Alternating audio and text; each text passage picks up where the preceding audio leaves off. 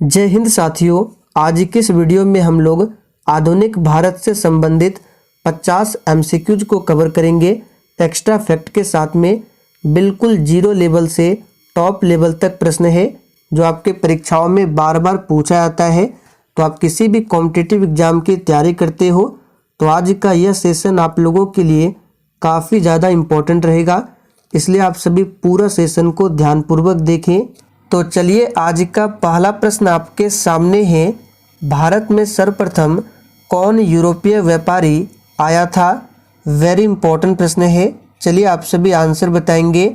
और साथियों, अगर आपको इन सेट में किसी भी प्रश्न का आंसर पहले से आता हो तो आप सभी कमेंट बॉक्स में अपना अपना आंसर दे सकते हैं।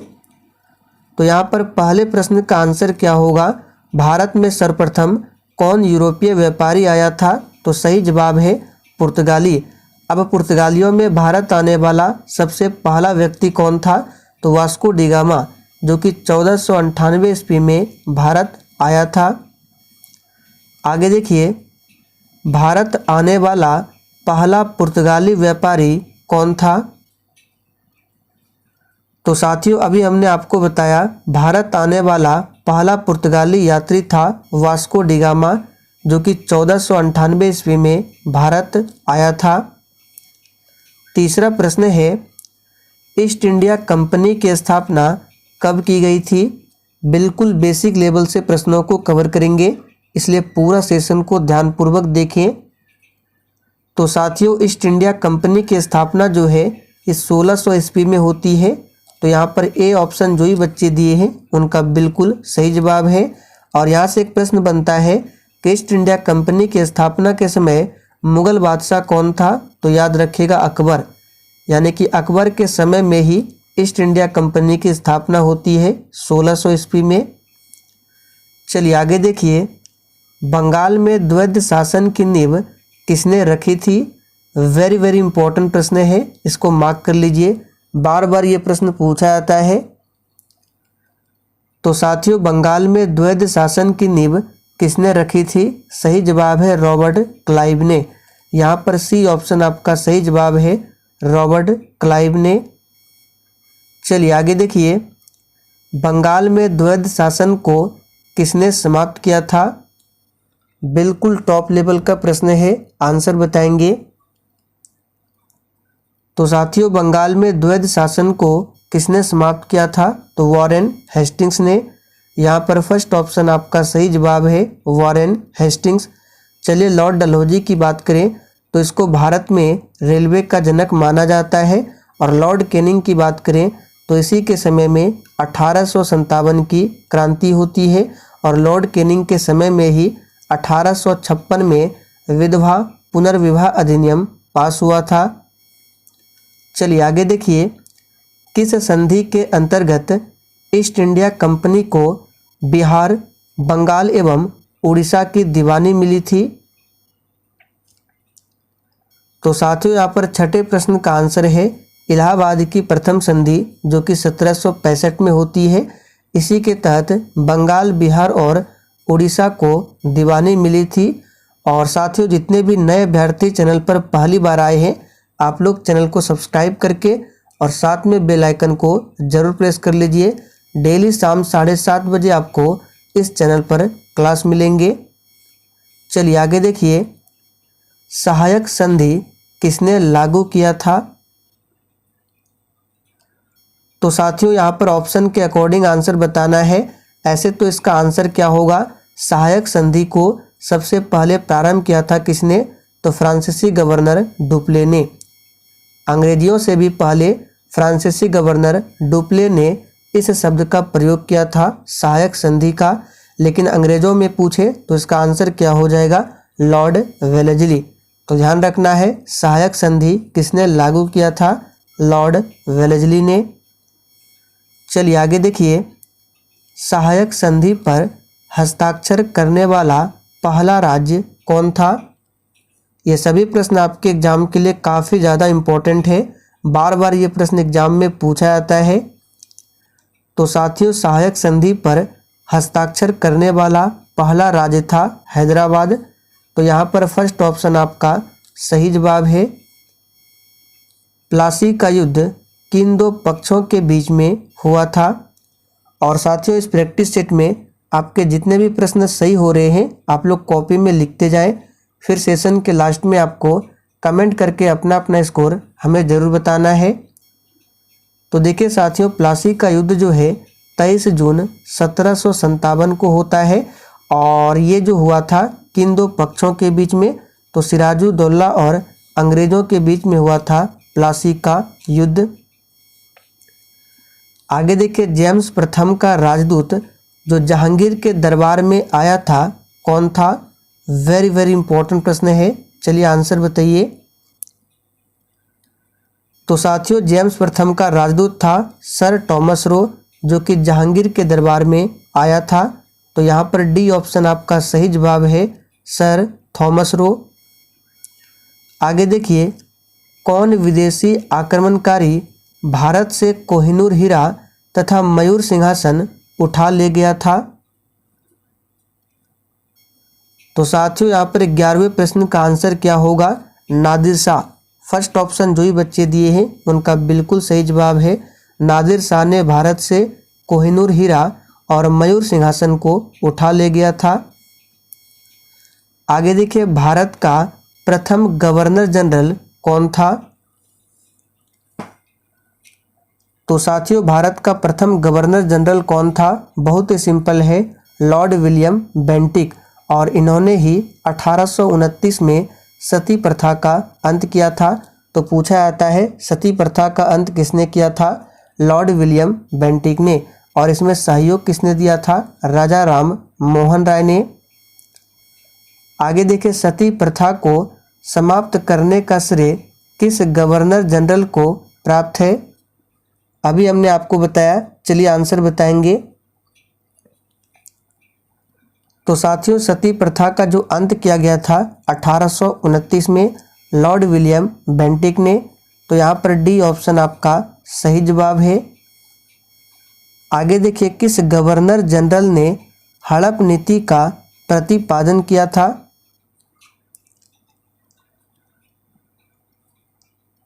तो साथियों, यहाँ पर सही जवाब है लॉर्ड डलहौजी ने।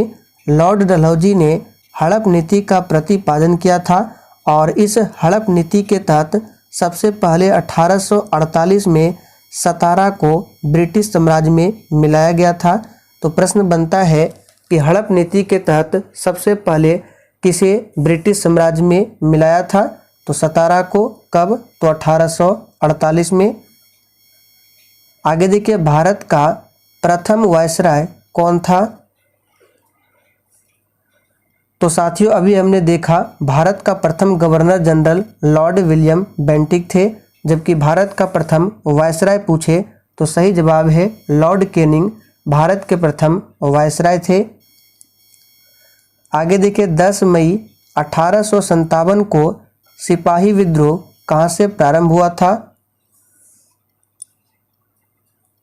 तो साथियों, 1857 की जो सिपाही विद्रोह है इसको 1857 की क्रांति भी बोला जाता है और इसकी शुरुआत होती है उत्तर प्रदेश के मेरठ से। किस तिथि से, तो 10 मई से। और यहाँ से प्रश्न बनता है कि 1857 की क्रांति का प्रतीक चिन्ह क्या था। तो कमल और चपाती। मंगल पांडे ने किस सैन्य छावनी में विद्रोह किया था। बिल्कुल आपको सोच समझकर आंसर बताना है। तो साथियों, मंगल पांडे ने बैरकपुर छावनी में विद्रोह किया था। तो यहाँ पर फर्स्ट ऑप्शन आपका सही जवाब है, बैरकपुर। चलिए आगे देखिए, 1857 ईस्वी के विद्रोह के समय भारत का गवर्नर जनरल कौन था। तो अभी हमने आपको थोड़ी देर पहले ही बताया था 1856 में लॉर्ड कैनिंग के समय में क्या हुआ था। तो विधवा पुनर्विवाह अधिनियम पास हुआ था और 1857 की क्रांति भी लॉर्ड कैनिंग के समय में ही हुआ था। तो यहाँ पर बी ऑप्शन आपका सही जवाब है। बिहार में 1857 ईस्वी के विद्रोह का नेतृत्व किसने किया था। तो साथियों, यहाँ पर सही जवाब है वीर कुंवर सिंह ने 1857 की क्रांति का नेतृत्व बिहार में किया था। आगे देखिए, बंकिम चंद्र चटर्जी द्वारा रचित आनंद मठ का संबंध किस विद्रोह से है? तो साथियों आपको यहाँ से ध्यान रखना है, आनंद मठ किसके द्वारा रचित है? तो बंकिम चंद्र चटर्जी। और इसमें किस विद्रोह से संबंध है? तो इसका सही जवाब है ऑप्शन ए, सन्यासी विद्रोह से संबंधित है। आगे देखिए, ब्रह्म समाज की स्थापना किसने किया था? तो साथियों ब्रह्म समाज की स्थापना राजा राम मोहन राय ने किया था 1828 में, और राजा राम मोहन राय ने ही 1815 में आत्मीय सभा की स्थापना की थी। आगे देखिए, वेदों की ओर लौटो का नारा किसने दिया था? तो साथियों ध्यान दीजिए, वेदों की ओर लौटो का जो नारा दिया गया था स्वामी यहाँ पे दयानंद सरस्वती के द्वारा। तो यहाँ पर सी ऑप्शन आपका सही जवाब है। आप लोग कमेंट करके बताइए, स्वामी दयानंद सरस्वती का मूल नाम क्या था? आगे देखिए, सत्यार्थ प्रकाश किसकी कृति है? वेरी इंपॉर्टेंट प्रश्न है, बार बार पूछा जाता है। तो साथियों सत्यार्थ प्रकाश जो है ये किसकी कृति है? तो सही जवाब है स्वामी दयानंद सरस्वती। तो डी ऑप्शन आपका सही जवाब है। और स्वामी दयानंद सरस्वती ने ही 1875 ईस्वी में आर्य समाज की स्थापना की थी। तत्वबोधिनी सभा के संस्थापक कौन थे? तो साथियों तत्वबोधिनी सभा के संस्थापक थे देवेंद्रनाथ टैगोर। भारतीय राष्ट्रीय कांग्रेस की स्थापना कब हुई थी? तो साथियों यहाँ पर आंसर क्या होगा? भारतीय राष्ट्रीय कांग्रेस की स्थापना 28 दिसंबर 1885 को होती है। किसके समय में? तो लॉर्ड डफरिन के समय में। यहाँ पर सही जवाब है ऑप्शन डी 1885 में। भारतीय राष्ट्रीय कांग्रेस के संस्थापक कौन थे? तो साथियों भारतीय राष्ट्रीय कांग्रेस की स्थापना 1885 को होती है। और संस्थापक कौन थे? A.O. ह्यूम। कांग्रेस के प्रथम अधिवेशन की अध्यक्षता किसने की थी? और जिसने अभी तक सेशन को लाइक नहीं किया है तो प्लीज़ आप सभी सेशन को दिल से एक बार जरूर लाइक कर दें। तो साथियों कांग्रेस के प्रथम अधिवेशन की अध्यक्षता जो है ये किया था व्योमेश चंद्र बनर्जी ने, जिसको शॉर्ट में WC बनर्जी भी कहा जाता है। और यह अधिवेशन कब हुआ था? तो 1885 में। कहाँ पर? तो बम्बई में ही हुआ था। कांग्रेस की पहली महिला अध्यक्ष कौन थी? तो साथियों कांग्रेस की पहली महिला अध्यक्ष एनी बेसेंट थी, जबकि कांग्रेस की प्रथम भारतीय महिला अध्यक्ष सरोजनी नायडू थी। तो यहाँ पर बी ऑप्शन आपका सही जवाब है। लाल पाल बाल के नाम से किसे जाना जाता है? तो साथियों लाल पाल बाल के नाम से जाना जाता है लाला लाजपत राय, बिपिन चंद्र पाल और बाल गंगाधर तिलक को। तो यहाँ पे सही जवाब है उपर्युक्त सभी। गणपति एवं शिवाजी उत्सव किसने प्रारंभ किया था? तो साथियों गणपति एवं शिवाजी उत्सव बाल गंगाधर तिलक ने प्रारंभ किया था। तो यहाँ पर फर्स्ट ऑप्शन आपका सही जवाब है। आगे देखिए, किस वायसराय ने बंगाल का विभाजन किया था? तो साथियों बंगाल का विभाजन कब होता है? 1905 में। और किसने किया था? तो लॉर्ड कर्जन ने। यहाँ पर सही जवाब है सी ऑप्शन लॉर्ड कर्जन ने। चलिए आगे देखिए, स्वदेशी एवं बहिष्कार का संबंध किस आंदोलन से था? तो साथियों स्वदेशी एवं बहिष्कार का संबंध जो था बंग भंग आंदोलन से। तो यहाँ पर ए ऑप्शन आपका सही जवाब है। अभिनव भारत के संस्थापक का नाम क्या है? तो साथियों अभिनव भारत के संस्थापक का नाम है वीडी सावरकर। लंदन में इंडिया हाउस की स्थापना किसने किया था? तो साथियों, लंदन में इंडिया हाउस की स्थापना जो है ये किया था श्यामजी कृष्ण वर्मा ने। तो यहाँ पर सी ऑप्शन आपका सही जवाब है। चलिए आगे देखिए, भारतीय क्रांति की माता किसे कहा जाता है? वेरी इंपॉर्टेंट प्रश्न है, चलिए आंसर कीजिए। तो साथियों, भारतीय क्रांति की माता जो है मैडम भीकाजी कामा रुस्तमा को कहा जाता है। तो यहाँ पर डी ऑप्शन आपका बिल्कुल सही जवाब है। आगे देखिए, किसे विदेश में सर्वप्रथम भारतीय राष्ट्रीय ध्वज फहराने का श्रेय प्राप्त है? तो साथियों, ये श्रेय प्राप्त है मैडम भीकाजी कामा को। यहाँ पर बी ऑप्शन आपका सही जवाब है। और देखिए, अभी तक आप लोगों ने सेशन को लाइक नहीं किया है, आप सभी फटाफट से सेशन को लाइक करें। चलिए आगे देखिए, मुस्लिम लीग की स्थापना कब की गई थी? तो साथियों, 1905 में बंगाल का विभाजन होता है और 1906 में मुस्लिम लीग की स्थापना होती है बांग्लादेश के ढाका में। सही जवाब है बी ऑप्शन। 1911 ईस्वी में आयोजित दिल्ली दरबार के समय भारत का वायसराय कौन था? तो दोस्तों, सही जवाब है लॉर्ड हार्डिंग। यहाँ पर सी ऑप्शन आपका सही जवाब है। किसने गदर पार्टी की स्थापना किया था? तो साथियों, गदर पार्टी की स्थापना जो किया था लाला हरदयाल ने। यहाँ पर सी ऑप्शन आपका सही जवाब है। आगे देखिए, किस वायसराय के समय भारतीय राष्ट्रीय कांग्रेस की स्थापना हुई थी? तो अभी हमने आपको बताया 1885 में भारतीय राष्ट्रीय कांग्रेस की स्थापना होती है लॉर्ड डफरिन के समय में। गांधी जी किसे अपना राजनीतिक गुरु मानते थे? तो साथियों, यहाँ पर सही जवाब है गोपाल कृष्ण गोखले। गांधी जी अपना राजनीतिक गुरु मानते थे गोपाल कृष्ण गोखले को। आगे देखिए, स्वराज मेरा जन्मसिद्ध अधिकार है किसने कहा था?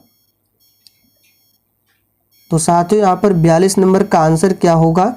ये किसने कहा था? तो सही जवाब है बाल गंगाधर तिलक ने। चलिए आगे देखिए, कांग्रेस के किस अधिवेशन में गरम दल एवं नरम दल तथा कांग्रेस एवं मुस्लिम लीग की समझौता हुआ? तो साथियों, ये हुआ था 1916 के अधिवेशन में, जो था लखनऊ अधिवेशन।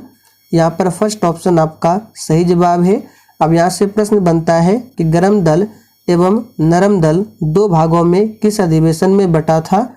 तो याद रखिएगा सूरत अधिवेशन, जो कि हुआ था 1907 में। तो 1907 के सूरत अधिवेशन में गरम दल नरम दल दो भागों में बटा था। भारत में सर्वप्रथम होम रूल लीग की स्थापना किसने किया था?